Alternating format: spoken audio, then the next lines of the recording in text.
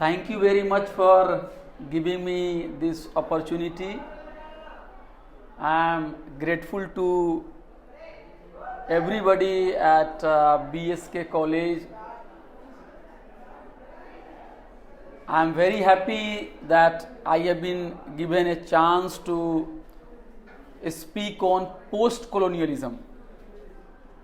And sometime you feel that this is very difficult topic. You generally do not hear post-colonialism in your day-to-day life. So you sometime feel threatened by this term. But my request is that it is very simple, you can understand, and after 20 or 30 minutes, I will ask you this question: do you understand post-colonialism or not? So let me give a try. So the first thing I would like to request you that you forget that you are a student of English literature. Generally what happens that in any university and college different departments are being built up, and it is being given this impression that English literature is very different from history, history is very different from political science is very different from sociology, but it is not like that.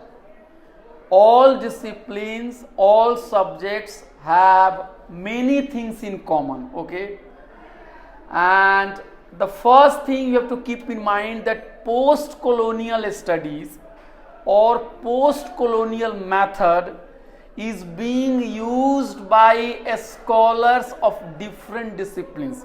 For example, if you are from English literature, you study post-colonialism, and somebody who is doing history or political science, that person is also interested in post-colonialism. So never think that post-colonialism has to do only with English literature. No, any discipline, history, political science, cultural studies, they are all related to post-colonial method, post-colonial philosophy. What is this post-colonialism? So first thing you should forget immediately that you are a student of English literature. Yes, you are a student of English literature, but your concerns should be equally in history, in sociology, in other disciplines as well. So there is a big scholar whose influence is post-colonial is great, and I will be talking about him. His name is Edward Said. Okay, Edward Said. And Edward Said has taught English literature and comparative literature at Columbia University. And his book Orientalism, I will be telling you the name of the book, you could see it on the board. So Edward Said taught English language. Edward Said taught comparative literature, but his influence on historians, on political scientists, on cultural studies scholars is immense, is great. So my argument is validated by the fact that Edward Said does not belong to English literature. When I was studying history at JNU in New Delhi, my teacher, Professor Niladri Bhattacharya, taught a paper, Colonial Power, in our MA course, and he asked us to review a book of Edward Said, that is Orientalism. So we reviewed the book of Orientalism, but we were in history department. So knowledge cannot be separated, okay? So the first thing you have to keep in mind that English literature, Hindi literature, history, these are not separate subjects. So my request would be that you should have dialogue with students, your friends from Hindi department, from history department, from political science department. And similarly, political science, history, sociology students should also have dialogue with you. So the first thing you have to keep in mind that post-colonial studies has to do with English literature, but it is not exclusive to English literature. Post-colonialism is taken up by, this method is used by scholars from different disciplines. Now, what is this post-colonialism? We face interview as a teacher also, and in interview this question is asked, and maybe that after 2 or 3 years when you complete your masters, you have your net and you appear for, let's say, assistant professor's interview, you might be asked, okay, tell me what is this post-colonialism. So the post-colonialism is made of 2 terms, okay, post and colonialism. So the post means uttar, okay, baad, after, and colonialism, you understand Hindi or Bangla very well. Colonialism means upnivesh baad, okay. So the post-colonialism can be defined as something after colonialism, okay. But are we talking about something after colonialism here? For example, in India, we got independence when? In 1947. So after 1947, the period can be called post-colonial. Why?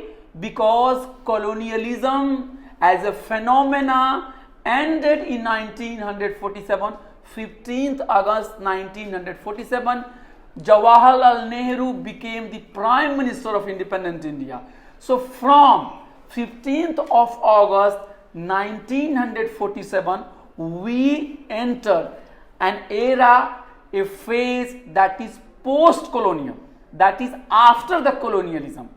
But what we are going to talk about right now is not only about a particular event, that post-colonialism only refers to the period after 1947, but post-colonialism refers to a subject, a discipline, a method, an approach to look at the impact of colonialism on the erstwhile colonial countries. To put it very simply, in 1947 we got independence, okay, but after 1947 what has happened, that the ill effect of colonialism was not over. We have got only political independence. Instead of the British flag, we had our tiranga, our tricolor in our country, okay. We have our own Prime Minister, Pandit Jawaharlal Nehru, instead of, let's say, Mountbatten and somebody else. But the impact of colonialism did not end on 15th of August 1947. I'll give you one example. Suppose there is a patient, okay, there is a patient, suppose there is a person who has been ill, okay, and suppose you go to hospital and you have been given medicine and the doctor has said that now your fever is over, okay, there is no fever in your body, now you can go home, okay. So in one way what has happened, that you are healthy or you are not ill, okay, because you have been discharged by the doctor, you are no longer in hospital. But in some way what will happen, that since you were in hospital for a long time, since you were ill for so many days, even after the doctor has asked you to leave the hospital and stop taking medicine, but the ill impact of the disease is still on your body. You might have seen that somebody has undergone operation, and after the operation that person has become completely okay, but then he realizes, oh, there is something wrong in my body, oh, I have some pain. So there is the impact which is felt even after colonialism has ended. So the post-colonialism, when we are talking about here, in Hindi we call it Uttar Upniveshwad. Uttar Upniveshwad is a philosophy, ये दर्शन है, this is a method, ये एक तरह का देखने का तरीका है, this is a kind of lens. अब मैं आपको एक चीज बताता हूं. Suppose you have seen, let's say, human blood, okay. So if you look at human blood through your naked eyes, you will not be able to tell the contents inside the blood. You need some lens, you need some instrument to look at it, whether the parasite is there or not in your blood or not, or okay, what is the condition of your blood. Similarly, what is happening here, that 1947 India has got independence, and also the other countries. India was not only the colonized. There are many countries in Asia, there were many countries in Africa who were colonized by British imperialism, by British colonial power, by French colonial power, okay. So gradually what has happened, that after the Second World War, many countries have become free, okay. Gradually India become free today, Sri Lanka has become tomorrow, another country has become free on another day. So what is happening, that in one way political colonialism has ended. Why political colonialism has ended? Because you do not have Mountbatten sitting in New Delhi and making all the policy. You have Pandit Jawaharlal Nehru as your prime minister, okay. You have your own government, okay. You have your own national government. So I have given you the image of a patient. The patient has been discharged by the doctor from the hospital, but the patient is still feeling that, oh, he is not okay. The medicine has not worked well, or there is a side effect of medicine. There is a side effect of long disease. So similarly what has happened, that the scholars have started realizing that colonialism has ended. Okay, we are no longer colony. We are no longer under the rule of the British Empire, but the impact of the British rule, the impact of the British colonial power is still being felt. For example, the way our university system is run, the way we speak, the way our political system is being run, the way we speak, the way our economy is being governed, the way our culture has been modified, the way our understanding has been modified. These are all here, and they were the result, the side effect of the colonial rule. I'll give you one example. In India, there is too much fight over religion, okay. You might have seen in the newspaper that people fight, politicians fight, and there is always the debate about one community, another community, Hindus and Muslims and Christians. But have you ever thought that why these differences are there? We were not fighting in India like this. Why we are fighting like this?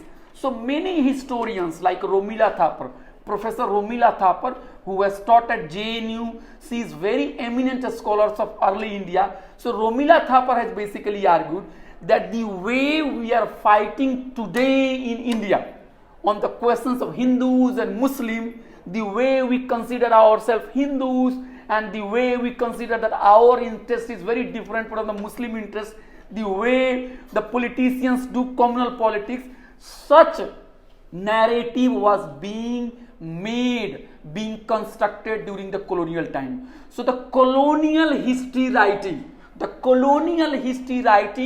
had distorted the reality of India. The way we are thinking, the way we are approaching the issue, they were all being influenced by the wrong rule of the colonial power. I'll give you one example. When Britishers came here in 1900, in let's say 18th century or 17th century, and they ruled over India till let's say 1947. So what has happened, that Britishers did not rule over us because they were carrying guns. Okay, they did not rule over us because they were mighty. They ruled over us because they wrote books, they wrote histories, they told you about their own reality, that who you are. And what has happened, that the reality was constructed in such a way, and the British colonial history was taught through school and university, that we all read it, our forefathers read it, and what has happened, we believed it, that this is true. For example, in India, the history writing began with the coming of the British colonial rule. And you might have heard the name of James Mill. James Mill wrote the history of India, and he divided history of India into three phases. Okay, ancient India, medieval India, and modern India. Ancient India he called this as a Hindu India. Okay, medieval India he called this as a Muslim India.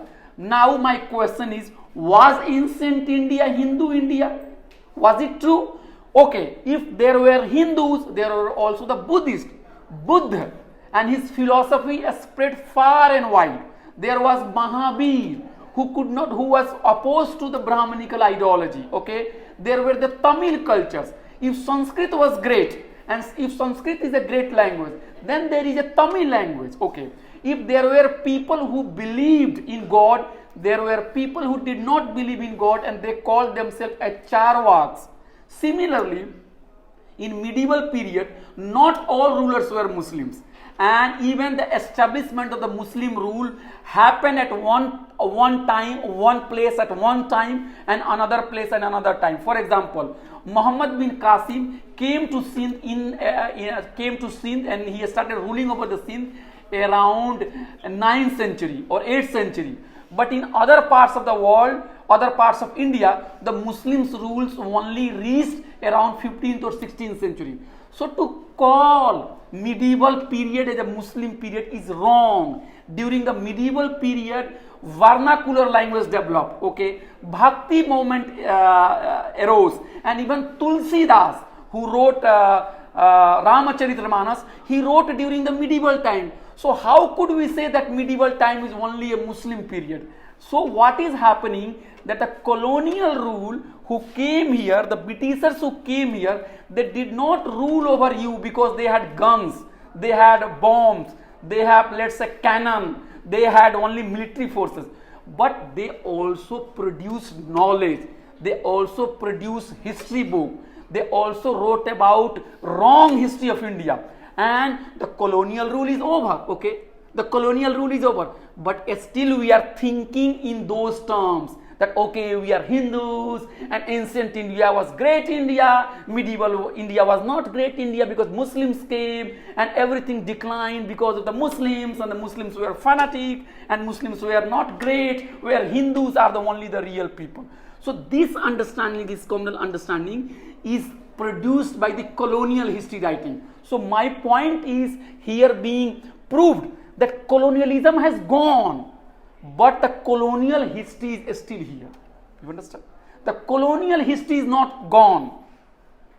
The rules which are governing us is not over. You know that in newspaper you might be knowing one law that is called sedition law. Okay, the sedition law which is called Deshdroh ka Kanun. Okay, so anybody who speaks let's say against the government, or anybody who gives a speech, the police can arrest you and the police can put you jail you under the sedition charge. Okay, and you know the sedition charge was made by the Britishers. The sedition case, the sedition provision was made by the British government, and the British government used sedition cases to put behind the bar our nationalist leader like Bal Gangadhar Tilak. Okay, but after independence, what has happened? The sedition law is not gone. It has not been scrapped, but we are continuing with the sedition laws, and those people who are critical of the government, they are being arrested by the sedition law. So my point is, the colonial rule is over, but has colonial law gone? Has colonial law over? Is it gone? No. So the point the post-colonial theorists argue that colonialism as a phenomena, as a political phenomena is gone, but the ill impact of colonialism is still being felt, and it is being felt in everywhere, in political field, in cultural field, in economic field. You take the example of economic system in this world. 1947 we got independence, but our government maybe is taking loan from the international organization. The international organizations and the big multinational companies, they are influencing the policies of our government. And this is not the case of India only. All the, let's say, colonized countries who got independence, but what is happening, that they are being manipulated by the powers in the, let's say, in the Western world. So the another point of post-colonialism is that it is doing an investigation of the ill impact of colonialism, which is not over, which is durable, which is going on, and it is criticizing, it is writing about how the colonial, the erstwhile colonies are still not exercising their freedom. They are still being chained by the colonial legacy. So the post-colonialism is basically the study of the impact of colonialism. Colonialism is over formally, okay, but the bad impact, the ill impact of colonialism is not over. And what we will do, we will study colonialism in political domain, in economic domain, and in cultural domain. How colonial power has subjugated the natives. We are still being subjugated, okay. I will give you the example of Adivasi, okay. This Jharkhand has a very large population of Adivasi. So the Adivasi is called tribe, okay, the tribe. But you know, the term tribe is very much given by the colonial administrator. Why? Because when the Britishers came here, okay, they were trying to earn profits, okay, and the life of Adivasi is based on harmony, is based on coexistence. It is not for making profits, okay. It is not for mindless trade and accumulation of profit. So when the Britishers came here, they realized that, oh, who are these people who are not fighting for grabbing resources, who are not mad about accumulating money and resources. So they call them backward, okay. They call them the people who are not moving, they are stagnant, they are backward. So the term tribe was given to them, and still Adivasi is known as tribe. Officially I am talking about. And many Adivasi activists say that we are not tribe, don't call us tribe, we are Adivasi. We are the real people of this land, okay. But the government is not ready to accept the fact, okay. It said you are tribe. So the continuation of the term tribe is basically colonial legacy, okay. You understand? So the post-colonial study, the post-colonial method is like a tool, is like a lens. You use it, okay. You use it, and then you get to know, oh, we are still too much colonial. The colonial influence is too much here. It is not over. The way we are approaching Adivasi issue is very much the colonial legacy. You take the example of Jharkhand, Odisha and other places. The way resources are being extracted, the way Adivasis are not given chance to participate in their own life, the way they are denied self-determination. These are all colonial legacy. And our government in post-colonial period, they have also not stopped those colonial legacy. So how this domination is done? So what is happening, that even after the independence, the hegemony of Western culture or Western civilization continues, and this hegemony is very durable. So colonialism is over, but not neo-colonialism. It has come back again in the form of neo-colonialism. So one thing you have to keep in mind, that the scholars who are from, let's say, the scholars who are using post-colonial methods, they can study any topic. You understand? Any topic can be studied through post-colonial lens. But generally, migration, representation, difference, gender, race, slavery, suppression, history, philosophy, linguistics, cultural and economic resources, these are being studied mainly by the post-colonial scholars. So the post-colonial scholars were influenced by philosophers like Foucault, Derrida, Gramsci, Althusser, but here I would like to talk about two scholars who are very important for the post-colonial studies. One is Fanon and another is Edward Said. So what I will try to do, I will be talking about some ideas of the Edward Said, and then I will stop and then you can ask me the question. Two writers you have to study in your course, Fanon and Edward Said, and their writings have influenced post-colonial studies. So have you ever heard the name Edward Said? Edward Said, as I have told you, he has taught English literature and comparative literature at Columbia University, USA, okay, America, okay, and he is Palestinian Christian, okay. Who is he? He is Palestinian Christian. Have you heard the recent conflict between Palestine and Israel? Have you heard it? So he is from Palestine, but he taught at where? In America, okay. He taught English literature. So what has happened, that Edward Said was being interviewed by let's say a journalist, and Edward Said was asked, "Hello Edward Said." So he said, "Yes, so you wrote a book, Orientalism." He said, "Yes, I wrote a book, Orientalism. So your book Orientalism is very famous. Can you tell us why did you write this book? What has made you write this book?" So Edward Said has said that there is a immediate context of writing the book Orientalism, and he gave the example of 1973 war, okay, between the Arabs and between the Israel. So he said when the war broke out between the Arabs and the Israel in 1973, the media represented the image of Arabs in such a way that, oh, these people are coward, these people are buzdil, the Arabs cannot fight, these Arabs are bad people. So he said, oh my God, I am a Palestinian Arab, so what is happening? My experience is very different, but the way media is writing about the Arab Muslims, these are not the real Arabs. So he started thinking about it. For example, you are Adivasi, okay, and when you see any movie, you see how Adivasi is being portrayed, okay, how Adivasi is portrayed. And if you are a Adivasi, you know it that Adivasi is not like that. You understand?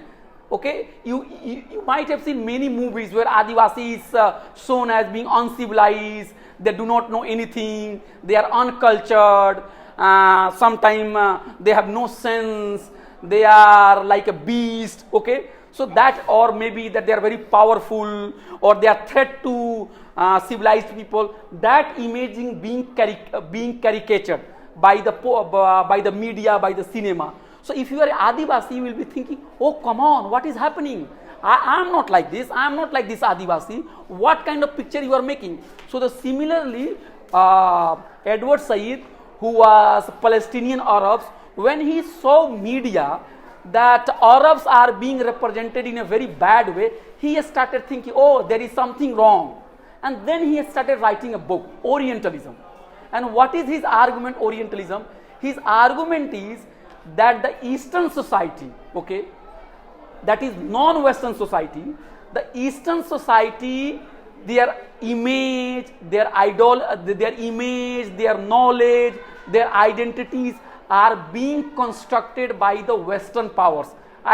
Is it clear? For example, what is Adivasi is not defined by Adivasi, but what is Adivasi is defined by non-Adivasi. For example, who are Indians are not defined by Indians themselves, but who are Indians are defined by the Britishers. Who are Arabs are not defined by the Arabs themselves, but who are Arabs are defined by the Western scholars. So Edward Said has started reading the books, the Western scholars, and he has said, oh my God, what is happening? Arabs have been misrepresented by the Western scholars.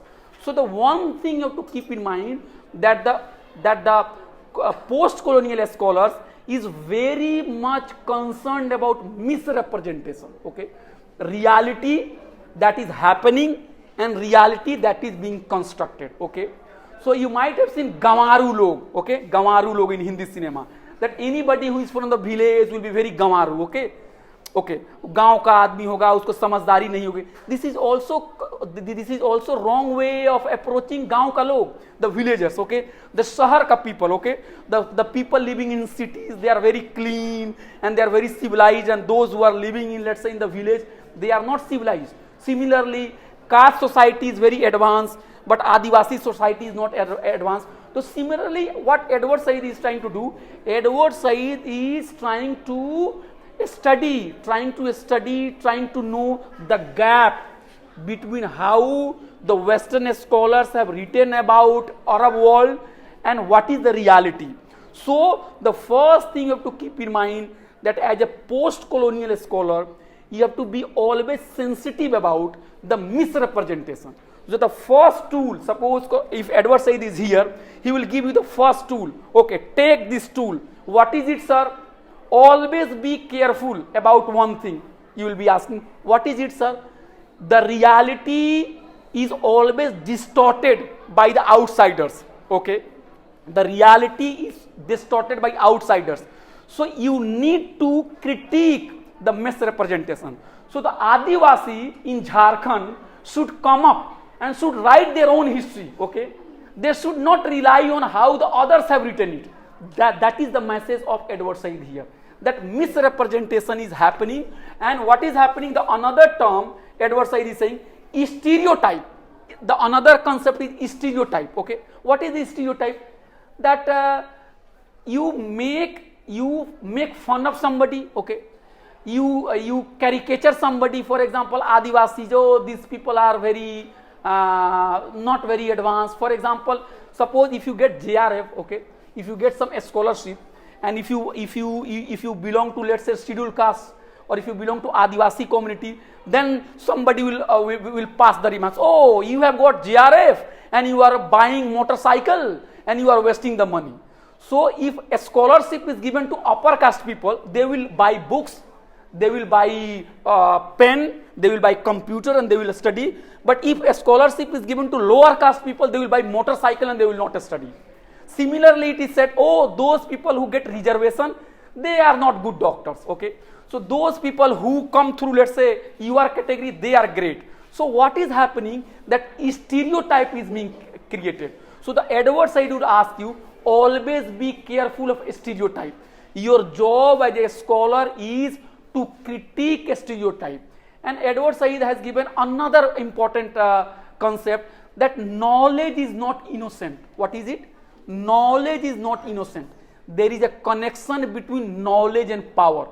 There is a connection between knowledge and power. Somebody, suppose I am a scholar and I am coming from New Delhi and I am here.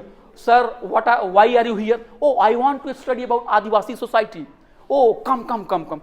Don't have this approach as if that I have come to study Adivasi society. It means that, oh, I'm such a wonderful person, I'm an enlightened person. Edward Said would ask you, no, the way he is going to collect data, the way he is going to take information, these are not innocent projects. Knowledge will be created by the experts, and that knowledge will be used against you. So what is happening, Edward Said is saying, that in West, the Western scholars have collected knowledge about the other society, and through that knowledge, okay, what is happening, that society, the colonial society, is being dominated. So you, as a student of history, you might be knowing it, that in 19th century, so many anthropologists were doing a study about this tribe, that tribe, and they were collecting information. So knowledge is produced. Why? To rule over you. So the post-colonial scholar should never take knowledge as sacrosanct. Should always look at knowledge critically. Knowledge is not produced for the humanity. Okay, knowledge is produced by the experts to dominate you. So the first thing you have to keep in mind, that you have to understand your own identity. You have to know your own history. You have to write about your own history, and you have to be careful about how others have talked about you. That doesn't mean that Edward Said is saying that we should fight others, we should hate others. No, Edward Said is saying that there is a need to respect difference, there is and there is a need to work for coexistence. So when as an Adivasi, when you go and study your own history, that doesn't mean that you want to fight with other community. No, you want to present the real picture. You want to present the real picture. So if you are doing post-colonial studies, 2 or 3 things I have to keep in mind. You have to keep in mind for this class. We can have discussion next time also. The first thing is 5 things I will talk about, and then I will stop. The first thing is that colonialism has not ended. Okay, the political colonialism is over, but colonialism as a phenomena, cultural phenomena, economic phenomena is not over. Still colonial, erstwhile colonies are being dominated, the one thing. Still the ill impact of colonialism is being felt. The second point you have to keep in mind, that knowledge is not innocent. Okay, knowledge production is not innocent. You have to write your own history. You might have studied many Dalit autobiography, or maybe autobiography written by women. Okay, so women talk about their own experience. So suppose if I am a man and if I write about the history of women, I will be distorting the reality. So you need to write about your own history. And Edward Said has said, as a post-colonial scholar, that you have to keep in mind that that the reality is misrepresented by others. So you need to write it. And when you are writing your own history, you are writing it for making society better. You are not writing it because you are against men. No, you are not against men. You are for coexistence. You are for mutual respect. And we have to keep in mind that stereotypes are being created. The stereotypes are still there. For example, if somebody comes to the class in burqa, people say, oh, it is very bad. But if somebody comes in some another dress, then it will be considered, oh, it is very good. You understand my point? So the society is running through stereotypes. We have to critique those stereotypes. And the way, have you heard the term racism? Yes. Racism. Suppose black is not beautiful. Okay, white is beautiful. How could it be possible, you tell me? Color, people are of multiple colors on this earth. Somebody is white, somebody who is less white, somebody is black, somebody is not so black. So why this image is created? The tall is great, okay, black is not beautiful, white is beautiful. So these are all stereotypes. So basically the post-colonial scholars, you have to keep in mind, the post-colonial scholars and the post-colonial method is that knowledge is not innocent, colonialism is not over, literature and language are written in such a way that our identities are being distorted. So there is a need to look at those literature critically. So next time, whenever you watch any movie, or whenever you watch any cinema, or whenever you read any book, or read somebody giving a speech, or read any stuff, or watch a TV show, you have to always keep in mind the post-colonial approach. Okay, is he giving the reality, or is he distorting the reality? Is it like this? Okay, so the image will be created that people belonging to one faith is very liberal, is very progressive, is very great, and people born in another religion is fanatic, is very religious. That is not true. So this is what I have to say. I can continue speaking, but if you have any questions, you can ask me, and then maybe that the many things which I wanted to say that may be incorporated. Thank you very much. Basically called as the medieval Indian, as because why it was said that why they were called, because they have written. Basically, we can see the manuscripts, whatever is there, it's totally written about the Mughals only. So because of that, they created, because they were ruling that time.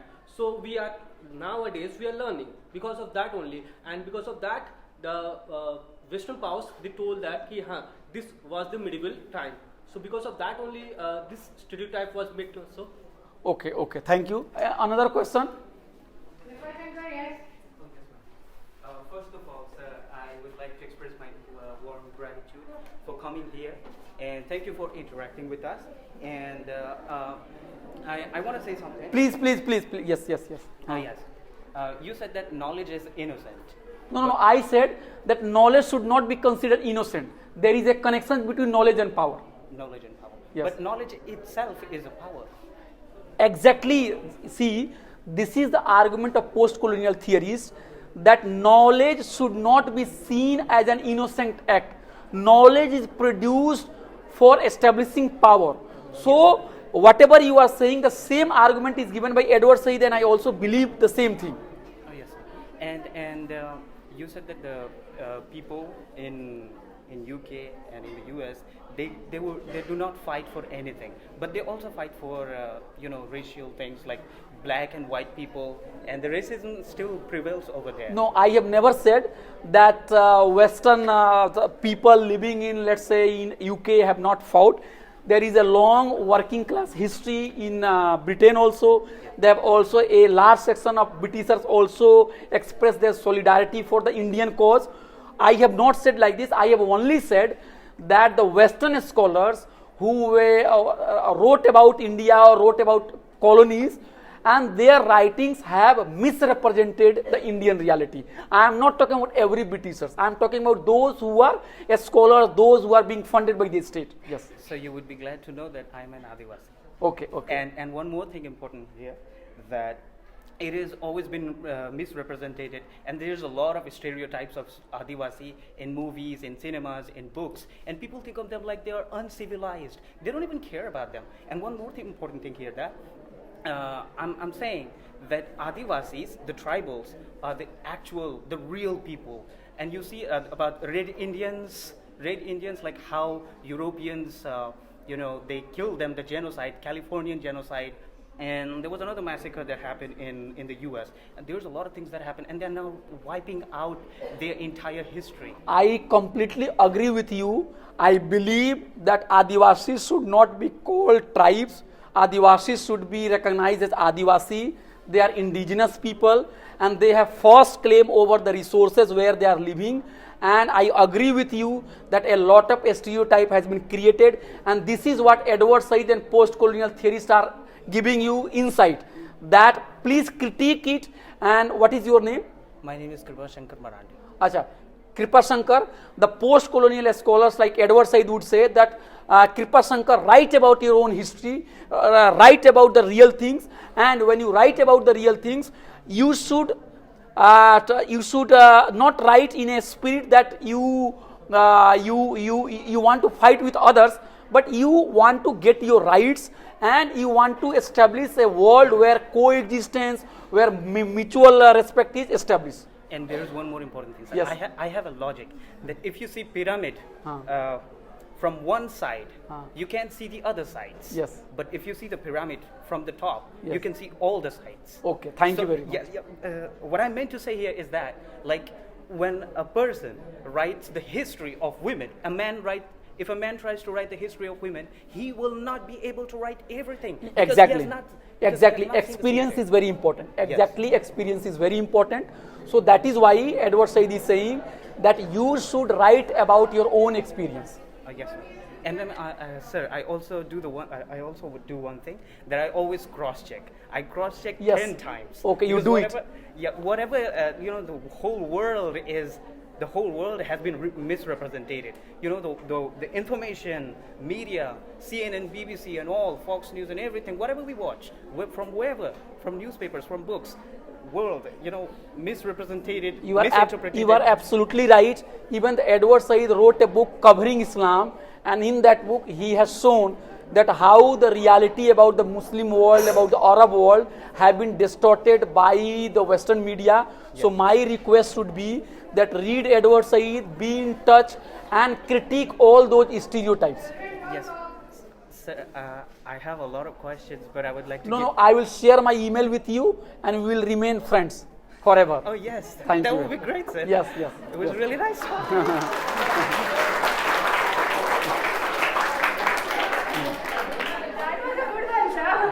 So, sit. Your question, yes, sir, about the medieval history. Yes, sir. James Mill wrote the history of India into 3 phases. Okay. Yes, sir. ancient India, medieval India and modern India. Ancient India he called Hindu period and medieval India he called Muslim period. So Professor Romila Thapar has criticized James Mill writing and she is saying that nobody is denying the fact that Mughals were not Muslim. But to call a particular period as a Muslim period is not the right way to approach history. It is a communal way to approach history. So basically, we should not look at history from communal point of view, from religious point of view, but we should look at history from social and economic point of view. Yes? Sir, basically, I want to say that basically why they were famous, sir, because why they wrote that it belongs to Muslim India, as because in my view, sir, because that time basically Mughals were ruling that time. So because of that, they were writing like Babarnama. They wrote everything about Muslims, about the Mughals and all. So because of that, the writing. So because of that, we are it means we are reading about the Mughals. Sir. So I'm telling about. Okay, we'll talk. We'll talk. Any other question? Any other question? Any other question? Please speak. Please. See, I'll write. Yes. Sir, I would like to ask you one question. Yes. Please. That as you have said that everybody cannot explain that their own means other situation. For example, you have said that women cannot write men's answers for the thought of men, and men cannot write for the women's. Like that, in the similar way, if the women's write for themselves, like suppose we can say that the Britishers will write for themselves, they will show them they are the greatest. Okay. So as we will write for them, then they will we will show that they are the most evilest. Okay. So in that only the reference that both sides should cooperate and write. You are right. That I want to say that. Yes, you are right. See, there are many scholars who have criticized Edward Said, and Edward Said had been criticized for creating a division between the Eastern society and the Western society. But I do not think that such criticism has understood Edward Said's argument in a proper way. Suppose when women start writing about their own history, that does not mean that women are against men. I am talking about. When Indians start about writing about their own history, that doesn't mean that we are against the Britishers. When the laborers are writing about their own history, that doesn't mean that the laborers are against another set of the people. The point Edward Said has said, write about your own history, but don't write in such a way that you are great and somebody is inferior, or you are a victim or somebody is oppressor. No, he is saying that write the true picture, okay, and write in such a way that coexistence happens. So if you are a woman and when you are writing about your history, you are writing about your own rights, you are writing about your own experience. And why you are talking about those experiences? Because you want to live peacefully with men. You do not want to live fighting with the men. So to say that, oh, you don't write it because then you will write against men, that is not the correct approach, okay? Everybody should be given opportunity to express why Western scholars should come and write about India, and why, let's say, non-Adivasi people should come and write about Adivasi. Basically, the argument which is being given that if you do not respect the local people, if government is making policy and if government is not listening to what local people are thinking, what local people want, then that policy will never work. So if men start writing about women, if white people start writing about black people, that has been happening so far. So the world has not become equal because there is an inequality, because there is racism, because there is a difference. That is why the post-colonial scholar is saying critique those differences. You understand? Critique those differences. Critique those misrepresentations. The Edward Said is saying critique it. For example, there was one scholar, feminist scholar, who went to library, okay, and she asked, okay, give me some books about women.